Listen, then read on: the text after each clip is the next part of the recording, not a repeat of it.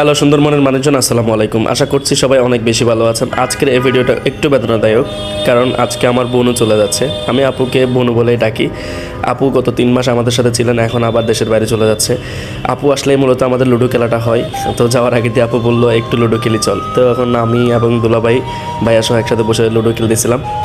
সব প্যাক করা শেষ, শাকিল চলে আসছে, আমাদের সাথে এয়ারপোর্টে যাবে। বন্ধুর গাড়ি নিয়ে আমরা আপুকে ড্রপ করে দিব। এই ছবিটা ইনস্ট্যান্ট ক্যামেরা দিয়ে তোলা।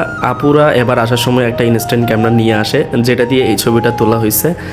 একটা ছবি আপুরা নিয়ে যায় এবং আরেকটা ছবি আমাদের জন্য রেখে যায় স্মৃতি হিসাবে ধরে রাখার জন্য।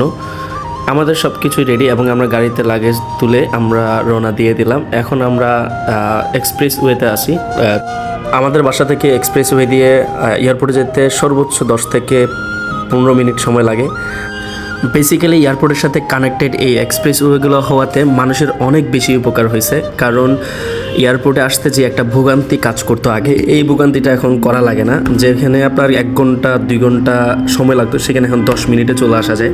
তো এই জিনিসটা আসলে খুবই ভালো। বাংলাদেশের মানুষ এই জিনিসটা বুঝতে পারতেছে এখন যে কি পরিমাণ ভালো হয়েছে। ফাইনালি আমরা চলে আসছি এয়ারপোর্টে।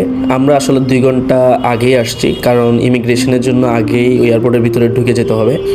সো এইখান থেকে আসলে সবাইকে বিদায় দিতে হবে। এই বিদায় দেওয়ার এই মুহূর্তটা আসলে খুবই বেদনাদায়ক, কারণ মা বাবা ভাই বোন ছেড়ে আসলে বিদেশে চলে যাওয়াটা খুবই কষ্টের। যে যায় সেই বুঝে আসলে কতটা বেদনাদায়ক এটা। সো যাই হোক, আপু এই জায়গা থেকে আসলে সবাইকে বিদায় দিচ্ছিল।